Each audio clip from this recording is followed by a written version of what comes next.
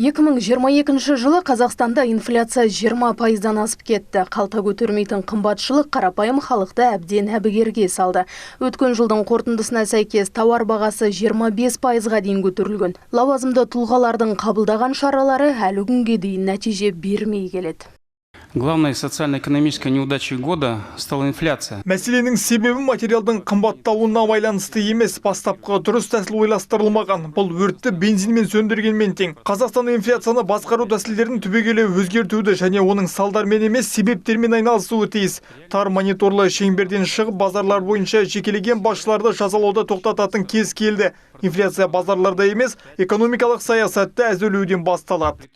Қазақстанда жол мәселесі өзекті, ал оның алдын алу үшін елде битум тапшы. Онымен қоса жанармай мен дизель де жеткіліксіз. Қазақстанда 3 ірі мұнай өңдеу зауыты бензин өндірісіне бағытталған, ал ол елді жанармаймен қамтамасыз ету мәселесін шеше алмай келеді. Қазақстан экономикасы мұнайға тәуелді екені жасырын емес. Мемлекет бюджетінің 44%-на жуығы осы саланың үлесінде. Дегенмен өндірілетін мұнайдың 80%-ы шикі мұнай түрінде экспортқа шығарылады. Ұлттық статистика бюросының деректері бойынша 2021 жылы мұнай өңдеу көлемі 85,7 миллион тонна болса, оның тек 17 миллион тоннасы ғана елде өңделеді екен. Шикі мұнайды шетелге сатудан оны өңдеуге көшетін уақыт келді. Жыл сайын дәл егін егу немесе астық жинау маусымдарында дизель жетіспейтіндігі жасырын емес. Бұл құбылыс туралы көптеген талқылаулар болды. Мұнай өңдеу қуаттарының тапшылығы осының түпкілікті себеп екендігін анықтап отыр.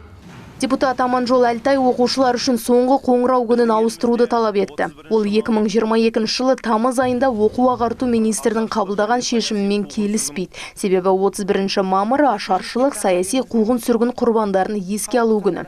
Ал оларға шын көңілмен лайықты құрмет көрсете алмай келеміз дейді. 31 мамыр күні құрметіміз тек алаш арыстарының ескерткіштеріне гүл шоғын қоюдан аспай тұрғанын айтады.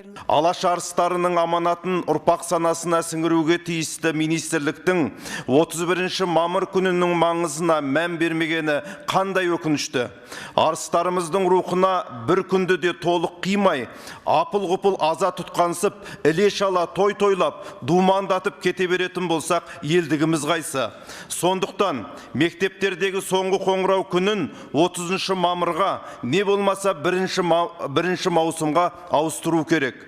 Бұл ешқандай талқылауды қажет етпейтін әділетті талап.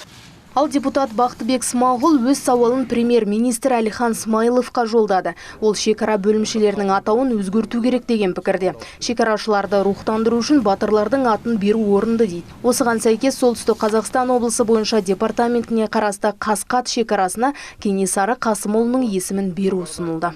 Ақнұр Қайырбек, Первый Северный телеарнасы.